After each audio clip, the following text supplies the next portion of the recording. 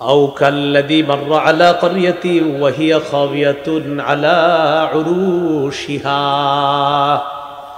আল্লাহ তাআলা বলেন, নবী আপনি কি ওই ব্যক্তিকে নিয়ে চিন্তা করেন নাই যেই ব্যক্তি একটি জনপদের সামনে দিয়ে অতিক্রম করলো, ওয়া হিয়া খাওয়িয়াতুন আলা উরুশিহা, যেই জনপদের সামনে দিয়ে যাওয়ার সময় তাকায় দেখে ওই জনপদের সব ঘর বাড়িগুলা ছাদের উপর উল্টায় আছে।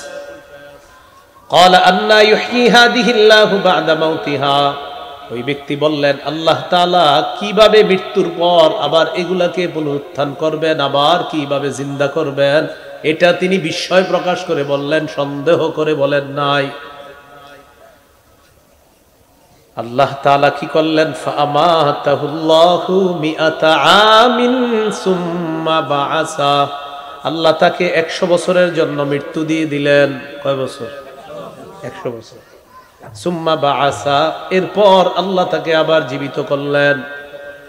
জীবিত করার পর আল্লাহ বললেন, ক্বালা কাম লাবিস্তা, কতদিন আপনি মৃত্যু অবস্থায় কাটিয়েছেন? তিনি জবাব দিলেন, লাবিস্তু ইয়াওমান আও বা'দা ইয়াওম, একদিন বা আধা দিন। বলেন তো একদিন আধা দিন নাকি 100 বছর? আল্লাহ বললেন, ক্বালা বাল লাবিস্তা মিআতা আম, বরং তুমি মৃত্যু অবস্থায় 100 বছর কাটিয়ে দিয়েছো। ফানজুর ইলা তুআমিকা ওয়া শারাবিকা লাম ইয়াতাসান্না, তুমি তোমার খাবারের দিকে তাকাও, পানির দিকে তাকাও, আমি আল্লাহর কুদরত দেখো, এই খাবার পানি লাম ইয়াতাসান্না, একটুও নষ্ট হয় নাই। তাকাও তো, খাবারের দিকে তাকাইছে, তাকায় দেখে নষ্ট হয় নাই। এবার আল্লাহ বললেন, অনজুর ইলা হিমারিকা, তুমি তোমার গাধার দিকে তাকাও, ওয়ালিনাজআলাকা আয়াতাল লিন্নাস, এই যে তোমাকে 100 বছর মৃত অবস্থায় রাখলাম, 100 বছর পর আবার তোমাকে জিন্দা করলাম, জিন্দা করার পর তোমার খাবারগুলা তোমাকে দেখায় দিলাম, 100 বছরে খাবারগুলা নষ্ট হয় নাই। আমি আল্লাহ এটা কেন করেছি জানো? দুনিয়াবাসীর জন্য, তোমাকে নিদর্শন বানানোর জন্য আমি আল্লাহ 100 বছর মৃত রাইখা আবার জিন্দা করলাম, মানুষ যেন বুঝতে পারে কিয়ামতের ময়দানে আমি আল্লাহ মানুষকে আবার জিন্দা করব, এতে কোনো সন্দেহ নাই। তোমাকে দিয়ে দুনিয়াবাসীর কাছে আমি একটা প্রমাণ হিসাবে রেখে দিলাম। সহিহ বুখারীর বর্ণনা 1237 নম্বর হাদিস। জিবরিল আমিন রাসূলুল্লাহ সাল্লাল্লাহু আলাইহি সাল্লামের কাছে আসছে, আসার পর বললেন, বাশশির উম্মাতাকা আন্নাহু মান মাতা মিন উম্মাতিকা লা ইউশরিকু বিল্লাহি শাইআ দাখালাল জান্নাহ। জিবরিল আমিন বলে, হাবিব আপনি আপনার উম্মতকে সুসংবাদ জানায়া দেন, আপনার উম্মতের মধ্যে যে ব্যক্তি শিরিক করা ছাড়া মৃত্যুবরণ করবে, যে ব্যক্তি এই বিশ্বাস নিয়ে মৃত্যুবরণ করবে আল্লাহ ছাড়া কোনো ইলাহ নাই, দাখালাল জান্নাহ, সে জান্নাতের মেহমান হয়ে যাবে। আপনি আপনার উম্মতকে সুসংবাদ জানায়া দেন, শিরিক করা ছাড়া যদি মারা যায় সে জান্নাতে প্রবেশ করবে। এই হলো তাওহীদের 1 নম্বর শর্ত। তাওহীদের 2 নম্বর শর্ত, আল্লাহ ছাড়া কোনো ইলাহ নাই, এই কথা একটু সন্দেহ করা যাবে না। সূরা হুজুরাতের 15 নম্বর আয়াতে আল্লাহ বলেন, ইন্নামাল মুমিনুনা আল্লাযীনা আমানু বিল্লাহি ওয়া রাসূলিহি সুম্মা লাম ইয়ারতাবু ওয়া জাহাদু বিআমওয়ালিহিম ওয়া আনফুসিহিম ফী সাবিলিল্লাহ উলাইকা হুমুস সাদিকুন। আল্লাহ বলেন, প্রকৃত ঈমানদার তারা যারা আল্লাহকে বিশ্বাস করে, রাসূলকে বিশ্বাস করে, একটু সন্দেহ যারা করে না, যারা জানমাল নিয়ে আল্লাহর রাস্তায় লড়াই করে, আমি আল্লাহ কোরআনে তাদেরকে খাঁটি সত্যবাদী বলে ঘোষণা করলাম।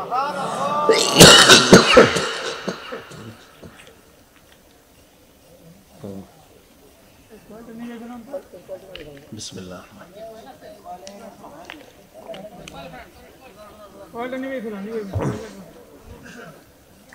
বন্ধ করে দেন।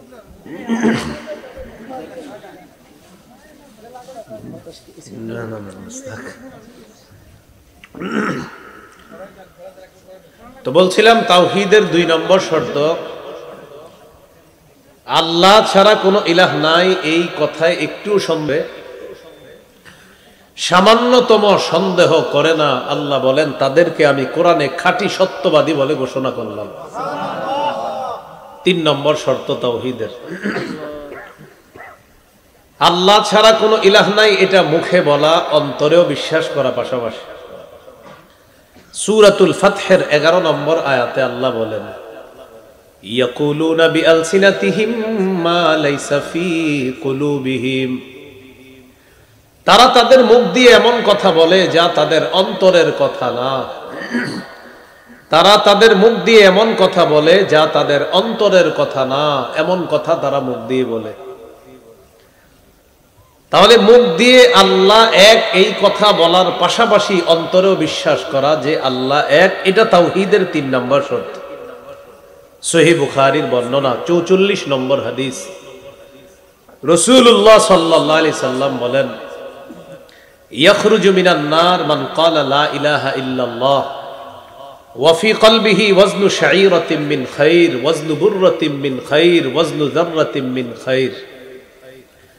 কারো অন্তরে যদি গম পরিমাণ, জব পরিমাণ, সরিষার দানা পরিমাণ ঈমান যদি কারো অন্তরে থাকে, সে একদিন জাহান্নাম থেকে বের হয়ে জান্নাতে প্রবেশ করবে। তাহলে আমরা 3 নম্বর শর্ত শিখলাম, মুখে বলা আল্লাহ ছাড়া কোনো ইলাহ নাই এইটা বলার পাশাপাশি অন্তরেও বিশ্বাস করা, আর অন্তরের এই বিশ্বাস যদি সরিষার দানা পরিমাণ খাঁটিও হয়, আপনি একদিন জান্নাতে যাবেন। 4 নম্বর, এই পৃথিবীতে যা কিছু আছে সবকিছুর চাইতে আল্লাহকে বেশি ভালোবাসা। সহিহ বুখারীর 16 নম্বর হাদিস, এই হাদিসের মধ্যে আছে قال رسول الله صلى الله عليه وسلم ثلاث من كن فيه وجد حلاوة الإيمان। রাসূলুল্লাহ সাল্লাল্লাহু আলাইহি সাল্লাম বলেন, যার মধ্যে 3টি জিনিস পাওয়া যাবে, 3টি গুণ পাওয়া যাবে, সে তার অন্তরের মধ্যে ঈমানের স্বাদ গ্রহণ করতে পারবে। 1 নম্বর, আইয়াকুন আল্লাহু ওয়া রাসূলুহু আহাব্বা ইলাইহি মিম্মা সিওয়াহুমা, আল্লাহ এবং তার রাসূল সবচাইতে বেশি ভালোবাসতে হবে, এটা 1 নম্বর গুণ, আল্লাহ এবং তার রাসূলকে বেশি ভালোবাসা। 2 নম্বর, ওয়া আইয়ুহিব্বাল মারআ লা ইউহিব্বুহু ইল্লা লিল্লাহ, কোন মুসলমানকে শুধুমাত্র আল্লাহর জন্য ভালোবাসা, এটা হলো 2 নম্বর গুণ। 3 নম্বর, ওয়া আইয়াকরাহা আইয়াউদা ফিল কুফরি কামা ইয়াকরাহু আইয়ুকযাফা ফিন নার, আগুনে পুড়ে যাওয়া যেমন অপছন্দ, কুফরি করাও তেমন অপছন্দ হওয়া। আপনাকে 20 কোটি টাকা দিল, ভাই তুমি আগুনে পুড়ে যাও, তো আপনি রাজি হবেন না। এই কারণে যদি আমি আগুনেই পুড়ে যাই তাহলে আমি টাকা নিয়ে কি লাভ হবে। যেমনি ভাবে আপনি টাকার জন্য আগুনে পুড়তে রাজি না, যদি 20 কোটি টাকা দিয়ে বলা হয় তুমি কুফরি করো, আপনার জবাব হবে আমি কুফরি করে জাহান্নামের আগুনের ভাগীদারও হতে চাই না। এই গুণ যদি আপনার মধ্যে থাকে, একদিক দিয়ে আপনি আগুনেও পুড়তে চান না, এটাও অপছন্দ, ঠিক কুফরি করাও তেমন অপছন্দ। এই গুণ যদি আপনার মধ্যে থাকে, আল্লাহ অন্তরে ঈমানের স্বাদ দান করবেন। তাওহীদের কয় শর্ত?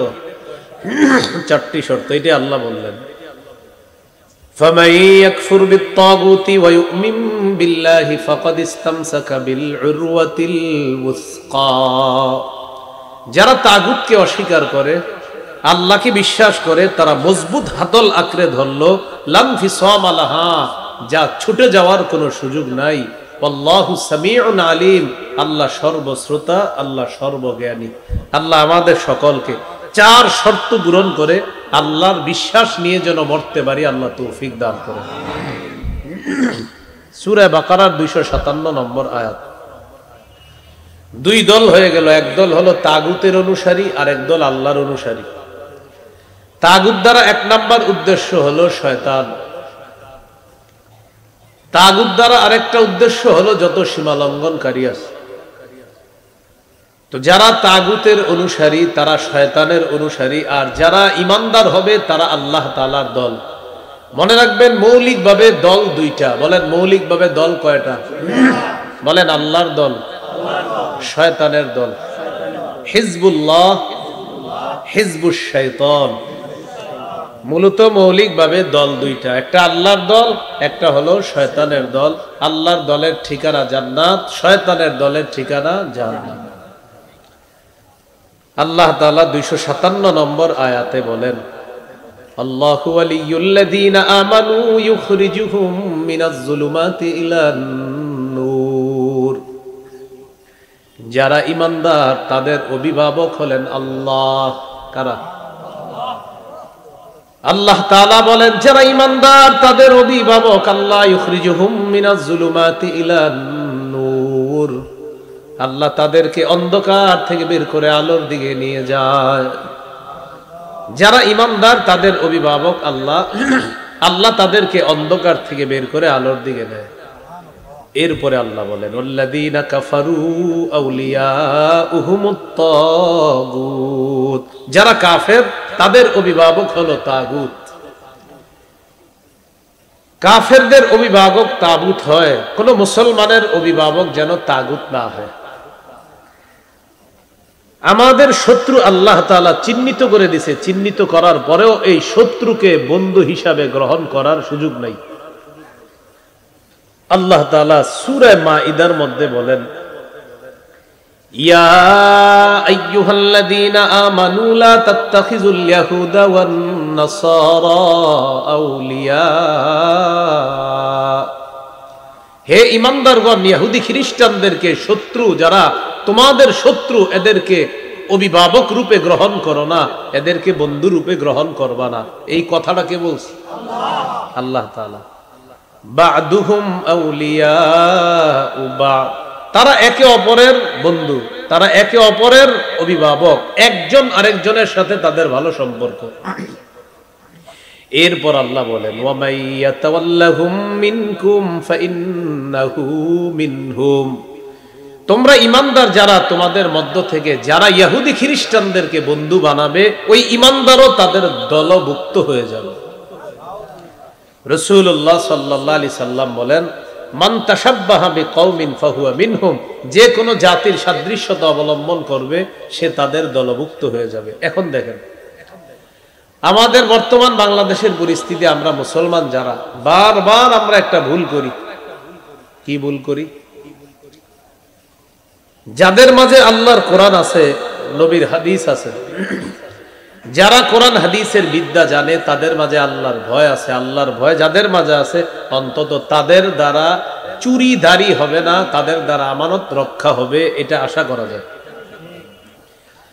বিপরীত দিকে আপনারা কিছু মানুষ চা দোকানের সামনে বসে অপেক্ষা করেন যে বিভিন্ন দল আসবে আর আপনাদেরকে টাকা দিবে। এই টাকাগুলা খাওয়ার অপেক্ষায় থাকেন একদল। এক সুরের চাইতে আরেক সুর বেশি টাকা দেয়, পরে তারে ভোট দিয়ে তারে আপনারা প্রধান বানান। দোষ তো তাদের না, দোষ তো আমাদেরও আছে। আমরা অপেক্ষায় থাকি কে টাকা দিবে না দিবে, এই অপেক্ষায় আমরা থাকি। আচ্ছা, এরপর ঘটনা কি ঘটলো? ঘটনা ঘটলো যাক যেইভাবে হোক, মোটামুটি ভাবে শত্রু ইত্যাদি চিহ্নিত করে শত্রু মুক্ত করলেন। করার পর এক শত্রু ছেড়ে আরেক শত্রুর পিছনে পিছনে যদি গিয়ে ঘুরেন, বিষয়টা এমন হবে বৃষ্টি থেকে বাঁচার জন্য ঝর্ণার নিচে এসে দাঁড়াইলেন।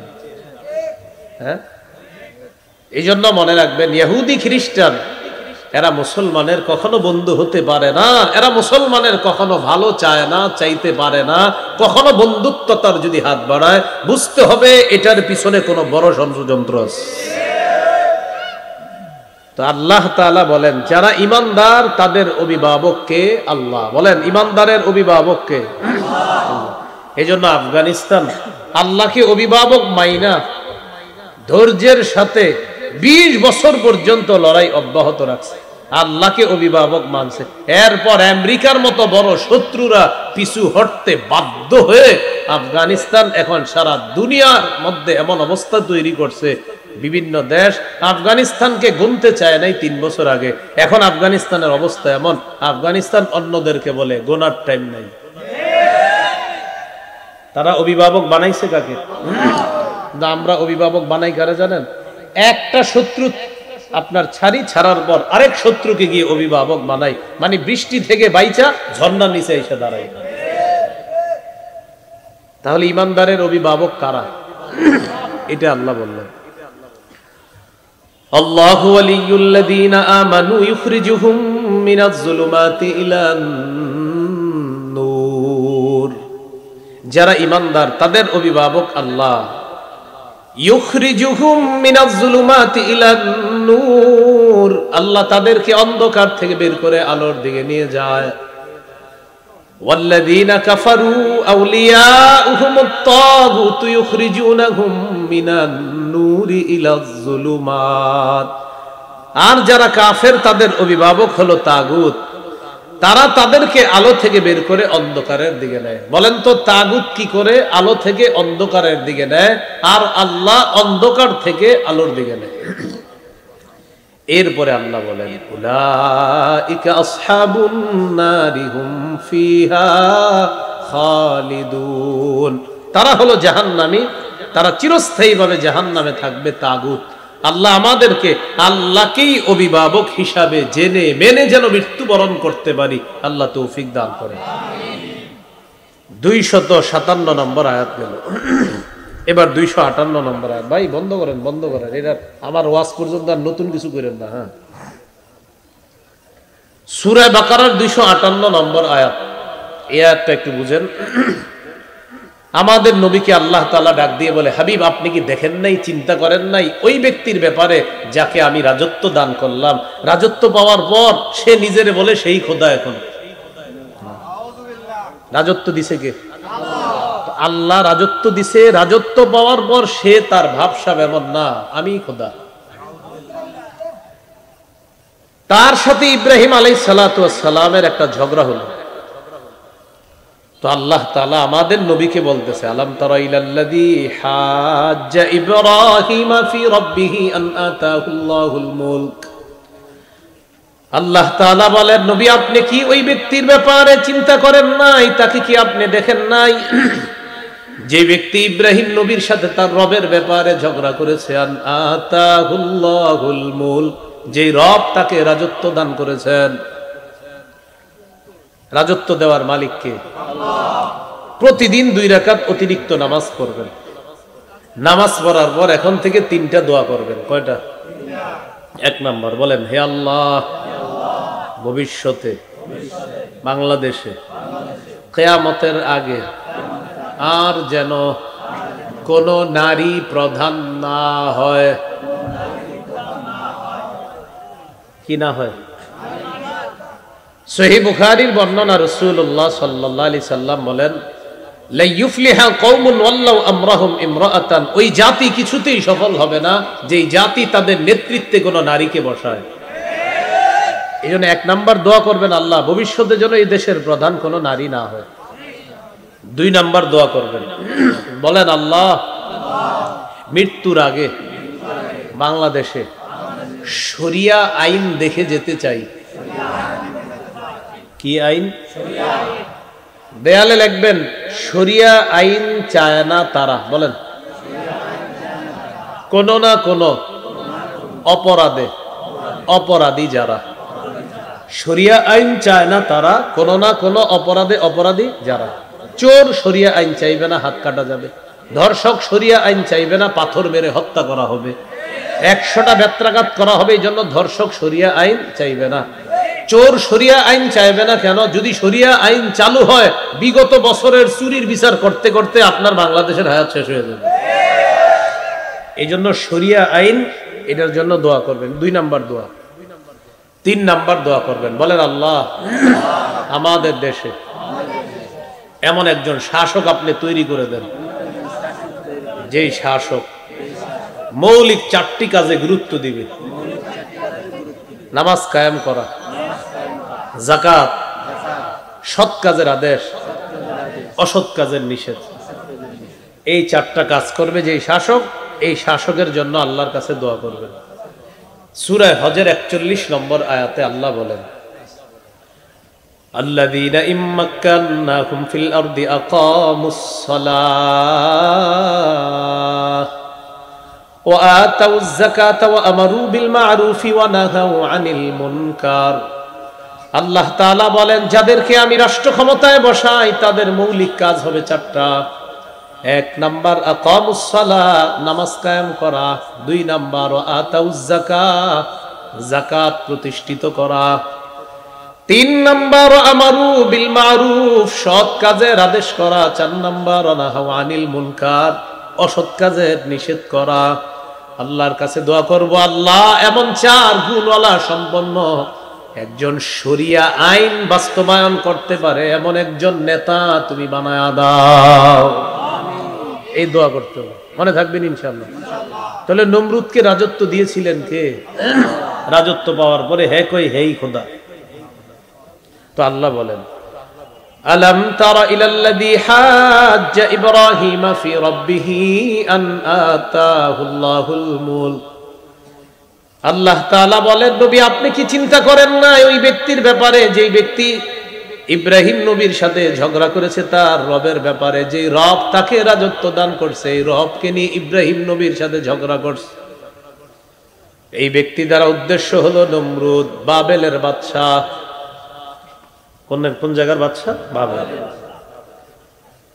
ইদ ক্বালা ইব্রাহিম রাব্বিয়াল্লাযী ইউহয়ী ওয়া ইউমীত, যখন ইব্রাহিম নবী বললেন রব্বি আল্লাযী, আমার রব হলেন তিনি যিনি ইউহয়ী জীবন দেন, ওয়া ইউমীত যিনি মৃত্যু দেন।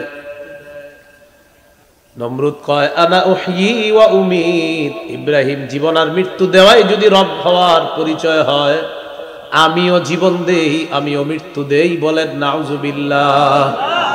কি বলে? জীবন মৃত্যুই যদি রব হওয়ার পরিচয় হয়, আমিও জীবন দেই আমিও মৃত্যু দিই। নমরুদ। তো ইব্রাহিম নবী বললেন কিভাবে? জেলখানা থেকে দুইজন ধরে আনছে, আনার পর একজনকে হত্যা করছে, আরেকজনকে ছেড়ে দিচ্ছে। তো ইব্রাহিম নবীকে বলতেছে, দেখো এই যে একটারে হত্যা করলাম, মৃত্যু দিলাম, আরেকটাকে ছেড়ে দিলাম, জীবন দিয়ে দিলাম। ইব্রাহিম নবী চিন্তা করলেন এই ব্যক্তিকে আটকানোর জন্য একটা পলিসি অবলম্বন করা দরকার।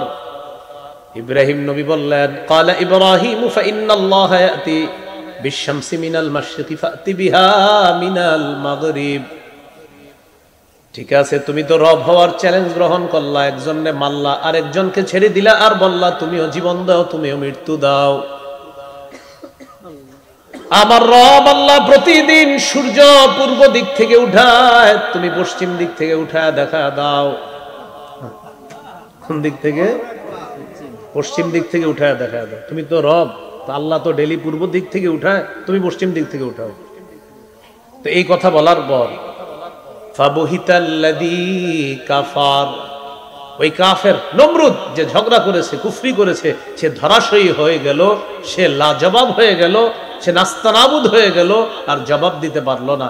এখানে একটা কথা মনে রাখবেন, মুফাসসিরিনে কেরাম লেখেন, নমরুদ পাল্টা প্রশ্ন করতে পারতো, নমরুদ পাল্টা ইব্রাহিম নবীকে প্রশ্ন করতে পারতো, আচ্ছা ইব্রাহিম, তোমার রব তো প্রতিদিন সূর্য উঠায় পূর্ব দিক থেকে, তোমার রবকেই কালকে বলো পশ্চিম দিক থেকে উঠাইতে। পাল্টা প্রশ্ন করতে পারতো। নমরুদ কেন প্রশ্ন করে নাই জানেন? নমরুদ ভালো করে জানে যে ইব্রাহিমকে যদি আমি চ্যালেঞ্জ দেই, ইব্রাহিম চ্যালেঞ্জ লুফে নিবে, আর তার রবকেও বলবে পশ্চিম দিক থেকে উঠাইতে, আর তার রব সত্যি পশ্চিম দিক থেকে উঠায় দেখায় দিবে। এই জন্য চ্যালেঞ্জ দেয় নাই পাল্টা। আল্লাহু লা ইয়াহদিল কওমাজ জালিমিন, আল্লাহ বলে আল্লাহ জালেম সম্প্রদায়কে হেদায়েত দান করেন না। এটা গেল 258 নম্বর আয়াত। এবার 259 নম্বর আয়াতের ব্যাপারে আল্লাহ তাআলা বলেন, আও কাল্লাযী মাররা আলা ক্বরিয়াতিন ওয়া হিয়া খাবিয়াতুন আলা উরুশিহা।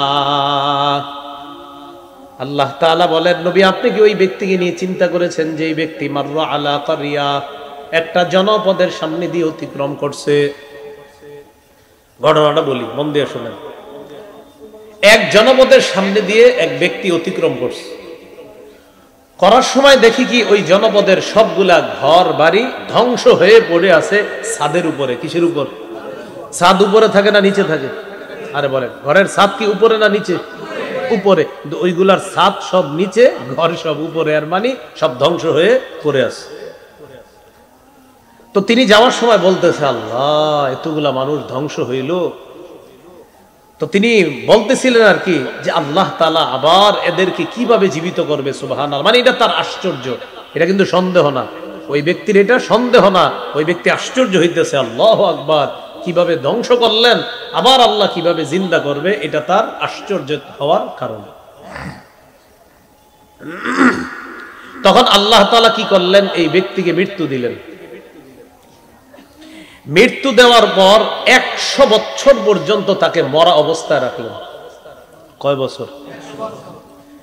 100 বছর পর আল্লাহ তাআলা তাকে জীবিত করলেন, আবার জীবিত করছে। জীবিত করার পর আল্লাহ তাআলা বলেন, তুমি মরা অবস্থায় কতদিন ছিলা বলো তো? সে জবাব দিল, 1 দিন বা আধা দিন। আল্লাহ বললেন, তোমার খাবার আর পানির দিকে তাকাও। তো খাবারের দিকে তাকাইছে, পানির দিকে তাকাইছে, তাকায়া দেখে এগুলা এখনো আপনার ওই খাবার আর পানির দিকে তাকায়া দেখে এই খাবার পানিগুলা একটুও নষ্ট হয় নাই। কয়শো বছর খাবার পানি কি হয় নাই? তার সাথে একটা গাধা ছিল। এবার আল্লাহ তাআলা বললেন, গাধার দিকে তাকাও। গাধার দিকে তাকায়া দেখে গাধা মরে পচে গলে নিঃশেষ হয়ে গেছে। তাহলে গাদা মরে পচে গলে শেষ হয়ে গেছে, কিন্তু খাবারগুলা নষ্ট হয় না। আল্লাহ তারে বুঝাইতে চায় কুদরত, আমি চাইলে কি পারি দেখো, খাবারগুলা নষ্ট হয় নাই, আবার তোমার গাদাটা মরে পচে গলে শেষ হয়ে গেছে, শুধু তাই না, হাড্ডিগুলা অস্থিগুলা মাটির সাথে মিশে গিয়েছে।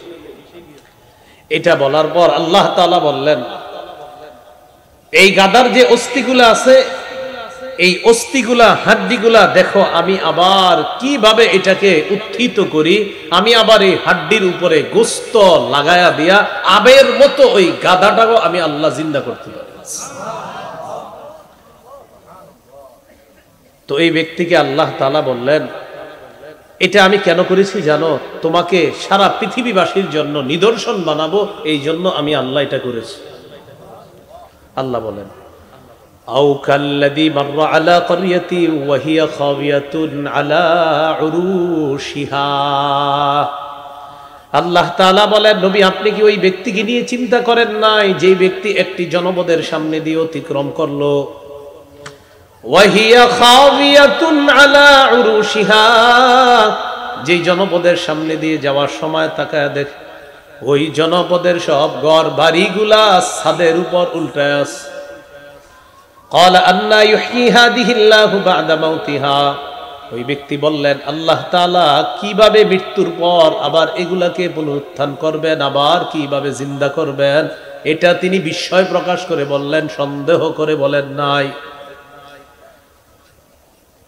আল্লাহ তাআলা কি করলেন, ফাআমাতাহুল্লাহু মিআতা আমিন সুম্মা বাআসা। আল্লাহ তাকে 100 বছরের জন্য মৃত্যু দিয়ে দিলেন। কয় বছর? 100 বছর। সুম্মা বাআসা, এরপর আল্লাহ তাকে আবার জীবিত করলেন। জীবিত করার পর আল্লাহ বললেন, ক্বালা কাম লাবিস্তা, কতদিন আপনি মৃত্যু অবস্থায় কাটিয়েছেন? তিনি জবাব দিলেন, লাবিস্তু ইয়াওমান আও বা'দা ইয়াওম, একদিন বা আধা দিন। বলেন তো, একদিন আধা দিন নাকি 100 বছর? আল্লাহ বললেন, ক্বালা বাল লাবিস্তা মিআতা আম, বরং তুমি মৃত্যু অবস্থায় 100 বছর কাটিয়ে দিয়েছো। ফানজুর ইলা তুআমিকা ওয়া শারাবিকা লাম ইয়াতাসান্না, তুমি তোমার খাবারের দিকে তাকাও, পানির দিকে তাকাও, আমি আল্লাহর কুদরত দেখো, এই খাবার পানি লাম ইয়াতাসান্না, একটুও নষ্ট হয় নাই। তাকাও তো, খাবারের দিকে তাকাইছে, তাকায় দেখে নষ্ট হয় নাই। এবার আল্লাহ বললেন, অনজুর ইলা হিমারিকা, তুমি তোমার গাধার দিকে তাকাও। ওয়ালিনাজআলাকা আয়াতাল লিন্নাস, এই যে তোমাকে 100 বছর মৃত অবস্থায় রাখলাম, 100 বছর পর আবার তোমাকে জিন্দা করলাম। জিন্দা করার পর তোমার খাবারগুলা তোমাকে দেখায়া দিলাম, 100 বছরে খাবারগুলা নষ্ট হয় নাই। আমি আল্লাহ এটা কেন করেছি জানো? দুনিয়াবাসীর জন্য, তোমাকে নিদর্শন বানানোর জন্য আমি আল্লাহ 100 বছর মৃত রাইখা আবার জিন্দা করলাম, মানুষ যেন বুঝতে পারে কিয়ামতের ময়দানে আমি আল্লাহ মানুষকে আবার জিন্দা করব, এতে কোনো সন্দেহ নাই। তোমাকে দিয়ে দুনিয়াবাসীর কাছে আমি একটা প্রমাণ হিসাবে রেখে দিলাম। মানুষ যেন বুঝে আমি তাদেরকে আবার জিন্দা করব। তোমাকে জিন্দা করলাম ওয়ালিনাজআলাকা আয়াতাল লিন্নাস, আমি তোমাকে মানুষের জন্য নিদর্শন বানিয়েছি, এজন্য এটা করেছি।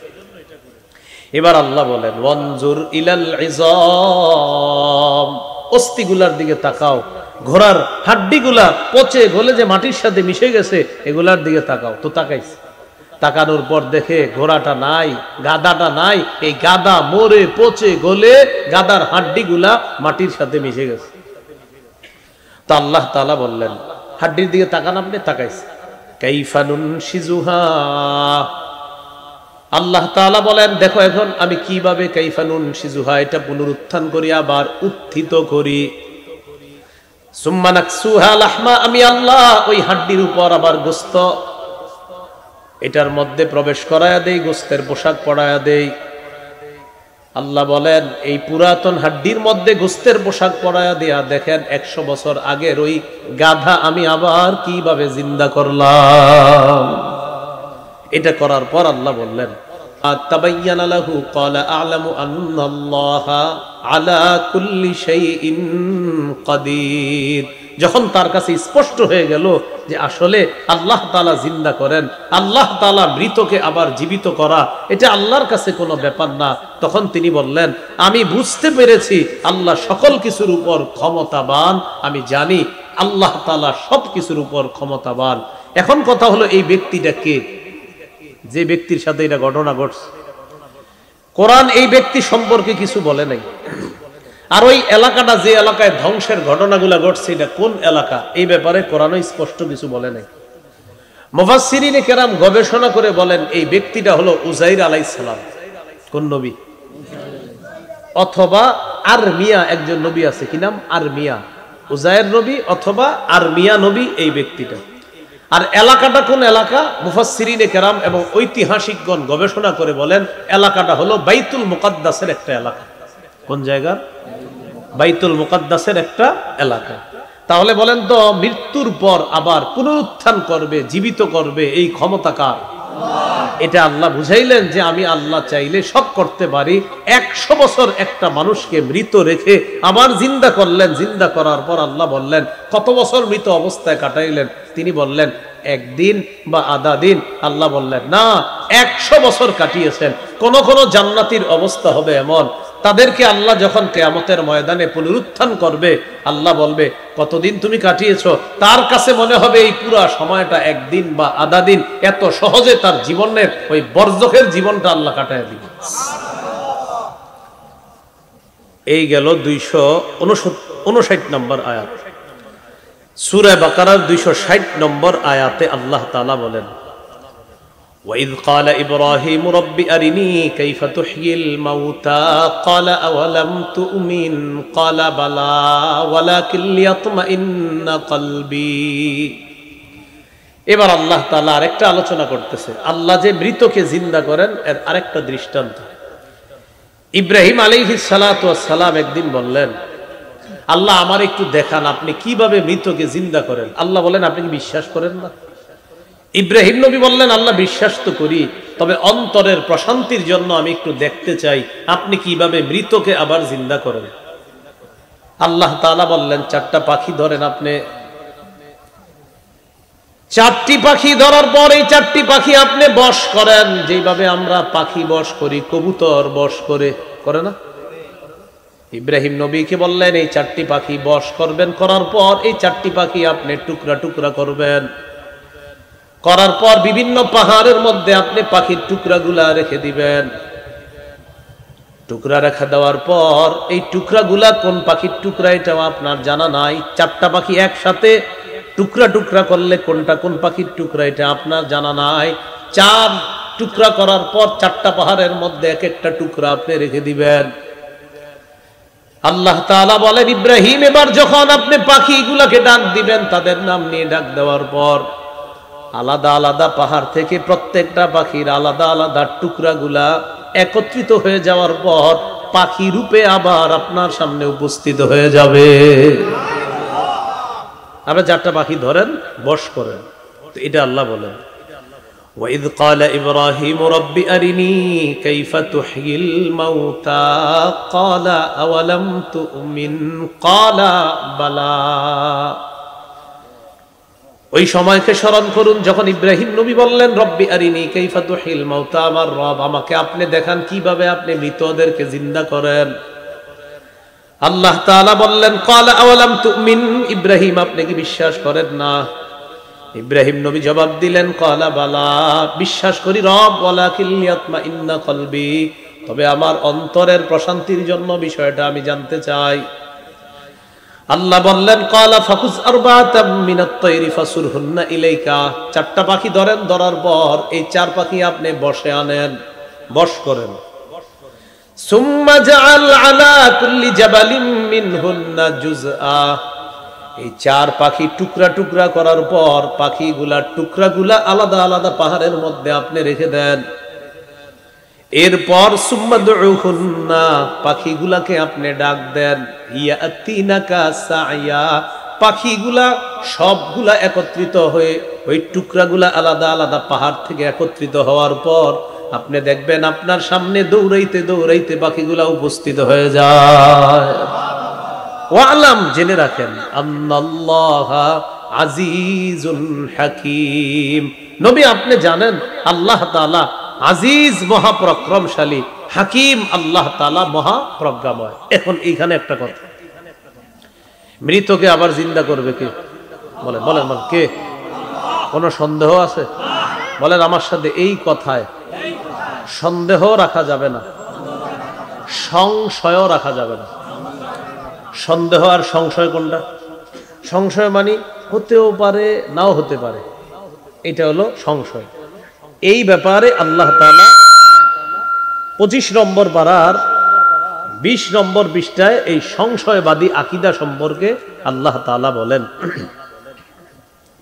কিছু মানুষ আছে এমন, যেই মানুষগুলা আল্লাহ তাআলার কুদরত, আল্লাহ যে আবার জিন্দা করবে, কিয়ামত যে হবে, তখন তারা বলে যে কিয়ামত হবে, আবার মানুষকে পুনরুত্থান করবে, মৃতকে জিন্দা করবে, এটা আপনি বিশ্বাস করেন? তখন তারা বলে হতেও পারে নাও হতে পারে। কিছু মানুষ এরকম কথা বলে, এটা হলো সংশয়বাদী আকীদা। আমাদের আকীদা হলো নিশ্চিত আমরা মারা যাব, আমাদের আকীদা হলো নিশ্চিত আমাদেরকে আল্লাহ পুনরুত্থান করবেন, আবার আল্লাহ আমাদেরকে পুনরুত্থান করবেন, এটার মধ্যে আমাদের কোনো সন্দেহ নাই। তাহলে ইব্রাহিম নবী কেন বলছে? অন্তরের প্রশান্তির জন্য। উনি কি বিশ্বাস করে না? নাউজুবিল্লাহ, না, উনি বিশ্বাস করে, তবে উনি বলছে আল্লাহ অন্তরটারে একটু শান্তি দিতাম, এই জন্য আপনার কাছে দেখতে চাইছি। এখন আল্লাহ তাআলা কি বলে দেখেন, সূরা জাসিয়া 32, 33, 34 নম্বর আয়াতে আল্লাহ বলেন, وَإِذَا قِيلَ إِنَّ وَعْدَ اللَّهِ حَقٌّ وَالسَّاعَةُ لَا رَيْبَ فِيهَا قُلْتُم مَّا نَدْرِي مَا السَّاعَةُ إِن نَّظُنُّ إِلَّا ظَنًّا وَمَا نَحْنُ بِمُسْتَيْقِنِينَ। আল্লাহ তাআলা বলেন, কিছু মানুষ আছে এমন, যাদেরকে যখন বলা হয় ইন্না ওয়াদাল্লাহি হক, আল্লাহর ওয়াদা সত্য, ওয়াসসাআতু লা রাইবা ফিহা, কিয়ামত আসবে এতে কোনো সন্দেহ নাই, কিয়ামত হওয়ার পর আল্লাহ আবার মানুষকে পুনরুত্থান করবে, এতে কোনো সন্দেহ নাই।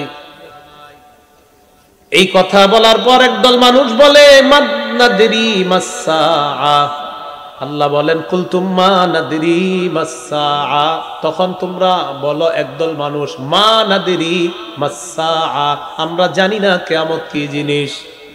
ইন্না যুন্নু ইল্লা যন্না ওয়া মা নাহনু বিমুস্তাইকিনিন, আমরা শুধু ধারণা রাখি, আমরা শুধু কল্পনা করি, হতেও পারে নাও হতে পারে, শুধু ধারণা রাখি। ওয়া মা নাহনু বিমুস্তাইকিনিন, তবে নিশ্চিতভাবে বিশ্বাস করি না যে কিয়ামত হবে। নাউজুবিল্লাহ বলুন। এটা হলো সংশয়বাদী আকীদা। আমাদের আকীদা কি? কিয়ামত হবে, এটা নিশ্চিত না, আমরা নিশ্চিতভাবে বিশ্বাস করি। এবার আল্লাহ তাআলা বলেন, وَبَدَا لَهُمْ سَيِّئَاتُ مَا عَمِلُوا وَحَاقَ بِهِم مَّا كَانُوا بِهِ يَسْتَهْزِئُونَ। وَبَدَا لَهُمْ سَيِّئَاتُ مَا عَمِلُوا, কিয়ামতের ময়দানে তাদের খারাপ কর্ম যখন তাদের সামনে প্রকাশ পেয়ে যাবে, وَحَاقَ بِهِم مَّا كَانُوا بِهِ يَسْتَهْزِئُونَ, তারা যে উপহাস করত, এই উপহাসের কারণে যে গজব তাদের উপর আসবে। আল্লাহর পক্ষ থেকে বলা হবে ওয়াকিলাল ইয়াউমা নানসাকুম কামা নাসিতুম লিকা ইয়াউমিকুম হাযা। আল্লাহ বলবেন আজ আমি তোমাদেরকে ভুলে যাব যেমন তোমরা এই দিনটাকে ভুলে গিয়েছো। তোমরা যেমন আজকের দিনটা ভুলে গিয়েছো আমি আল্লাহ তোমাদেরকে ভুলে যাব। সর্বশেষ আল্লাহ বলেন ওয়া মাওয়াকুমুন নার, তোমাদের ঠিকানা হলো জাহান্নাম। ওয়া মা লাকুম মিন নাসিরিন, তোমাদের কোনো সাহায্যকারী নাই। এরপরের আয়াতে আল্লাহ বলেন জানোনি এটা কেন? যালিকুম বিআন্নাকুম ইত্তাখাযতুম আয়াতিল্লাহি হুজুয়া, এটা এই কারণে তোমরা আল্লাহর আয়াতগুলা নিদর্শনগুলাকে উপহাসের পাত্র বানিয়েছো। ওয়া গাররাতকুমুল হায়াতুদ দুনিয়া, পার্থিব জীবন তোমাদেরকে ধোঁকা দিয়েছে। ফাল্যাউমা লা ইখরাজুনা মিনহা ওয়ালা হুম ইউস্তাআতাবুন, আল্লাহ বলেন আজ তাদেরকে জাহান্নাম থেকে বের করা হবে না। ওয়ালা হুম ইউস্তাআতাবুন, আর তাদেরকে কোনো ওজর আপত্তি পেশ করার কোনো সুযোগও দেওয়া হবে না যে আল্লাহ আমরা একটু আপনার কাছে চাই, আমাদের একটু আরামের সুযোগ দেন, আমরা একটু বিশ্রাম নিতে চাই, আল্লাহ অনেক ক্লান্ত হয়ে গেছি, একটু সুযোগ দেন। আল্লাহ বলে সুযোগ দেওয়া হবে না। এখন আসেন বলেন তো ইব্রাহিম নবী যে বলছে আল্লাহ আপনি আমাকে দেখান কিভাবে মৃতকে জিন্দা করেন, এটা কি ওনার সন্দেহ?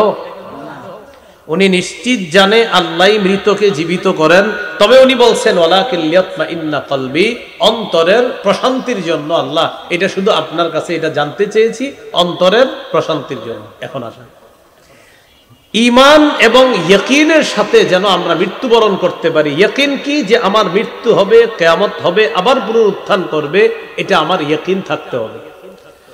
এই জন্য খুব বেশি পরিমাণে একটা জিকির বাড়াই দিতে হবে, সেটা হলো বলেন লা ইলাহা ইল্লাল্লাহ। কি বলি তো?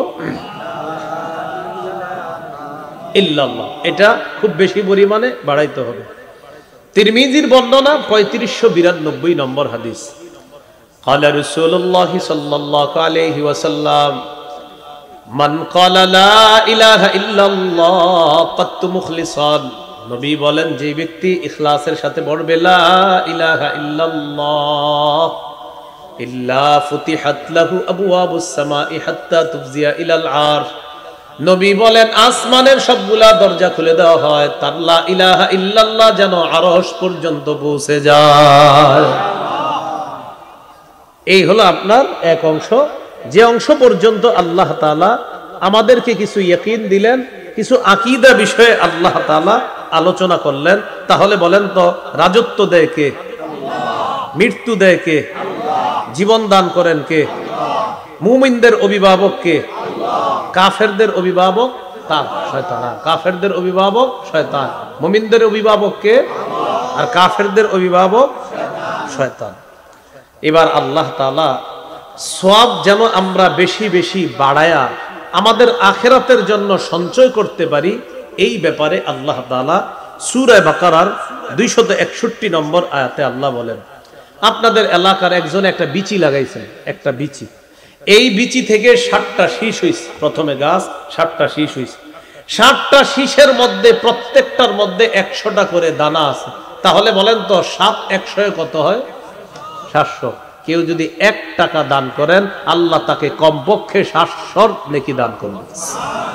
তো আল্লাহ বলেন মাসালুল লাযীনা ইউনফিকুনা আমওয়ালাহুম ফী সাবিলিল্লাহ কামাসালি হাববাতিন আমবাতাত সাবআ সানাবিলা ফী কুল্লি সুমবুলাতিন মিআতু হাব্বা ওয়াল্লাহু ইউদাঈফু লিমান ইয়াশা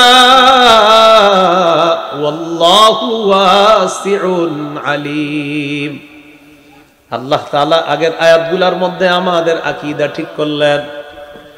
আকীদা আল্লাহ ঠিক করার পর আল্লাহ বলেন এবার পরকাল যদি তোমরা সুন্দর করতে চাও, আল্লাহ বলেন মাসালুল লাযীনা ইউনফিকুনা আমওয়ালাহুম ফী সাবিলিল্লাহ, যারা আল্লাহর রাস্তায় দান করে তাদের দৃষ্টান্ত হলো কামাসালি হাব্বা, একটা বিচির মতো, আম্বাতাত সাবআ সানাবিলা, যে বিচি আপনি রোপণ করার পর আম্বাতাত সাবআ সানাবিলা, এই বিচি থেকে গাছ হয়, গাছ হওয়ার পর 60টা শীষ উৎপন্ন করে, ফি কুল্লি সুম্বুলাতিম মিআতু হাব্বা, প্রত্যেকটা শীষের মধ্যে 100টা করে দানা। প্রথমে কয় দানা? এক না, প্রথমে কয় দানা লাগাইছে? এক দানা থেকে শীষ হইল কয়টা? 60টা। 60 শীষে প্রত্যেকটা কয়শো দানা?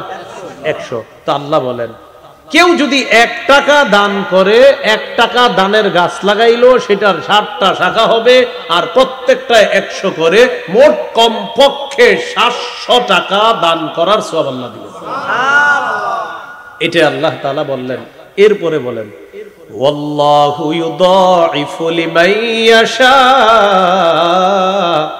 ওয়াল্লাহু ওয়াসিউন আলিম। আল্লাহ যাকে ইচ্ছা তাকে দ্বিগুণ দান করেন, বহুগুণে বৃদ্ধি করে আল্লাহ তাদেরকে দান করেন।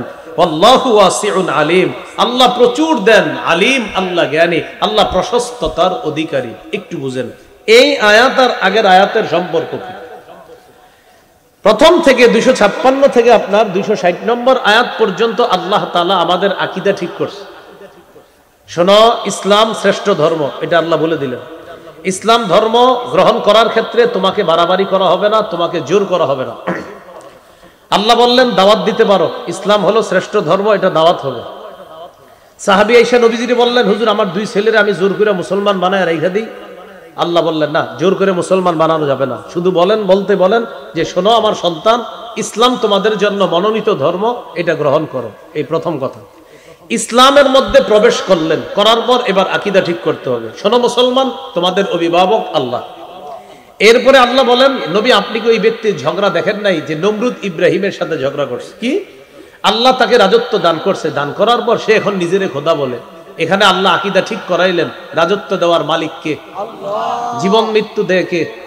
আল্লাহ। নমরুদ বলছিল আমি দেই, নাউজুবিল্লাহ।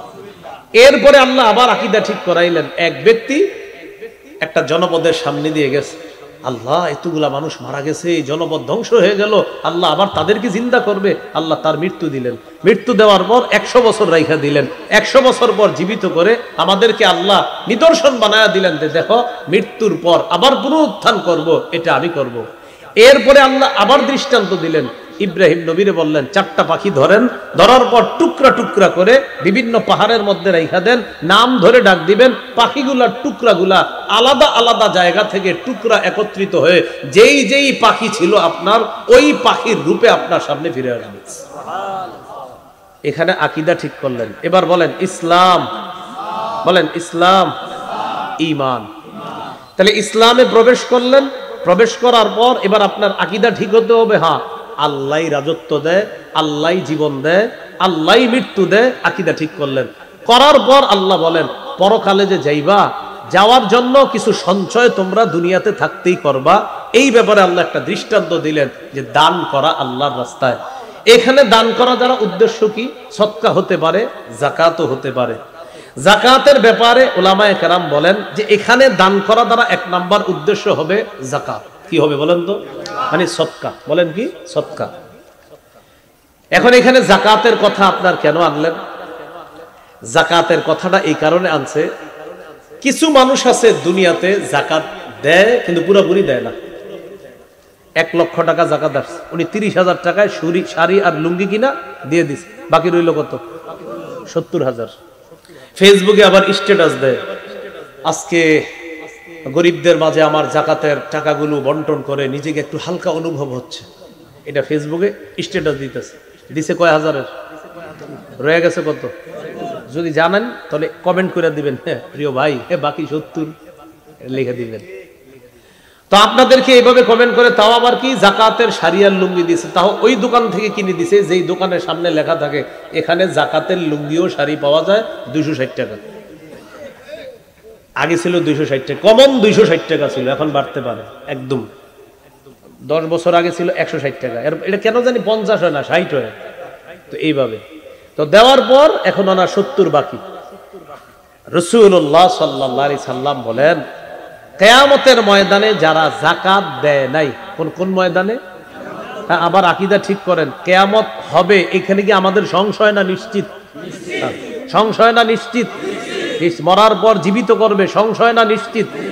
এখন কিয়ামতের ময়দানে রাসূল সাল্লাল্লাহু আলাইহি সাল্লাম বলেন এক শ্রেণীর মানুষ হবে এমন যাদের অবস্থা হবে এমন যে তাদের কপালের মধ্যে লন্ডি করে যে কাপড় ইস্ত্রি এরকম একটা কিছু বানানো হবে, বানিয়ে তাদের কপাল পার্শ্ব পিছনে শেক দেওয়া হবে। এই পাত দিয়ে যখন শেক দেওয়া চলতে থাকবে, নবীজি বলেন এটা কিয়ামতের ময়দানে হবে, এর মিটারটা হবে একদিন। কয়দিন? তাহলে তো বেশি দিন না। কয়দিন? নবীজি বলেন একদিনের পরিমাণ 50,000 বছরের সমান।